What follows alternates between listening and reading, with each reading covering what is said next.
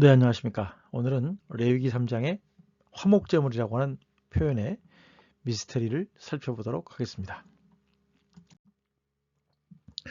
네, 오늘 논의할 내용은 다음과 같습니다. 첫째는 화목제물의 기능적인 특징들, 두 번째는 화목제물의 용어적 특징들, 제바크라는 말하고 슐라밈이 같이 있는 복합명사죠.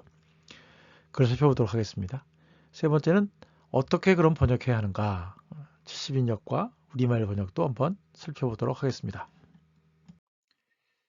자, 구매가 후원입니다. 많은 구매를 부탁드립니다. 하나는 피와 고기의 신학이고요. 플랜터스에서 나왔고, 하나는 기독교 역사적 술 개정판입니다. 그 다음에 사무엘서 열왕기 내러티브 읽기도 있습니다. 많은 구매 부탁드립니다.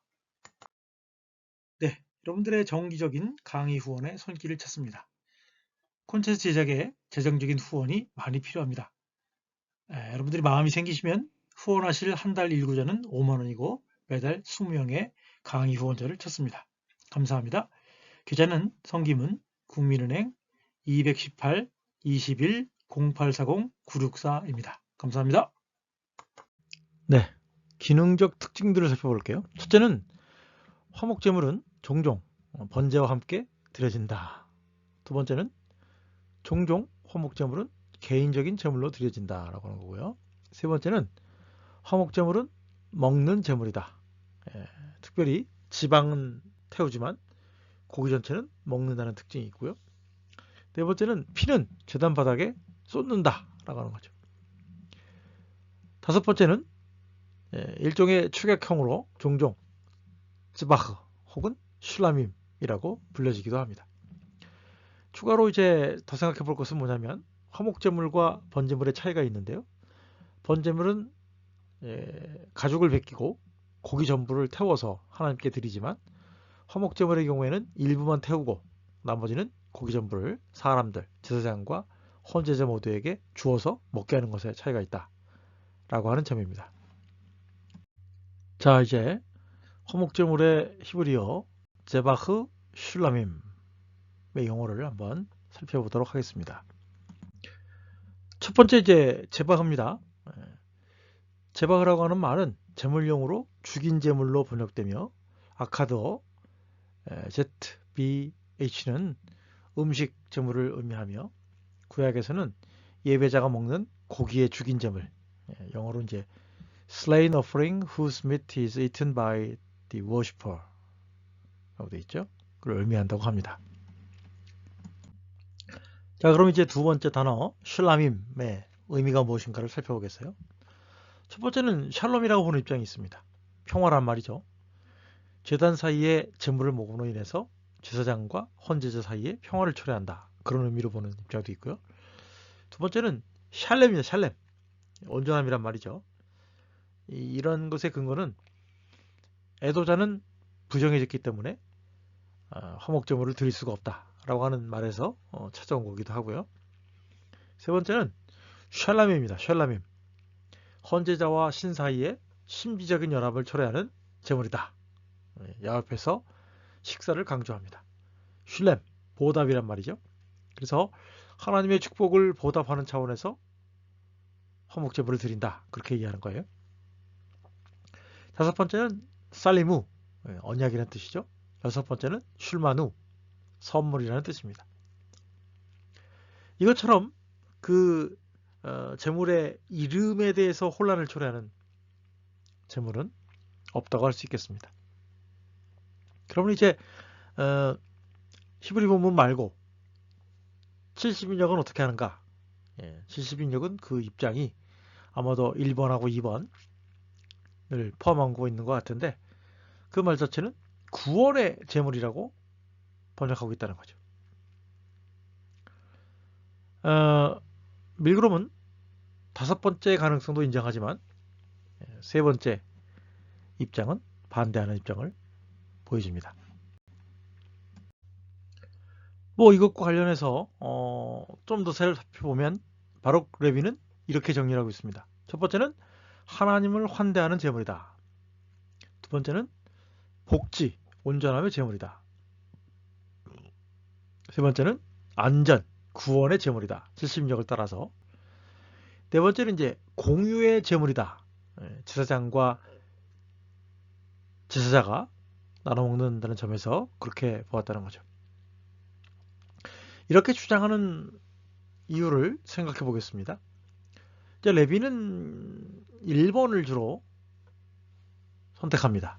왜냐하면 이 표현에 이 화목제물이라고 하는 표현에 가장 유사한 단어가 우가릿이나 아카도에서 써볼 수가 있는데 거기에 보면 조공 혹은 인사예물로 해석을 한다는 거죠.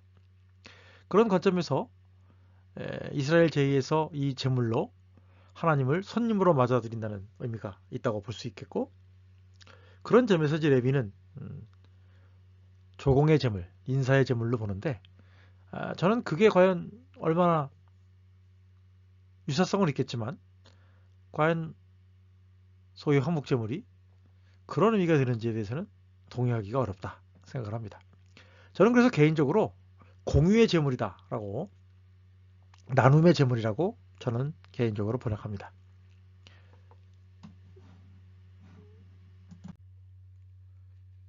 자, 앞서서 살펴봤듯이 70인역이 좀 이런 혼란스러운 것을 해결해 주면 좋았는데 오히려 미스테리로 더 빠졌다는 거죠.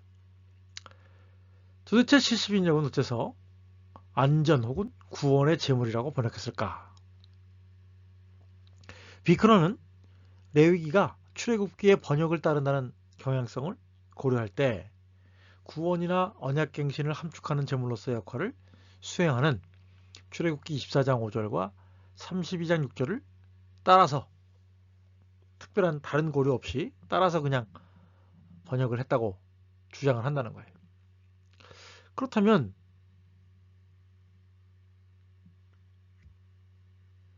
왜 출애굽기의 역자는 그렇게 번역을 했을까?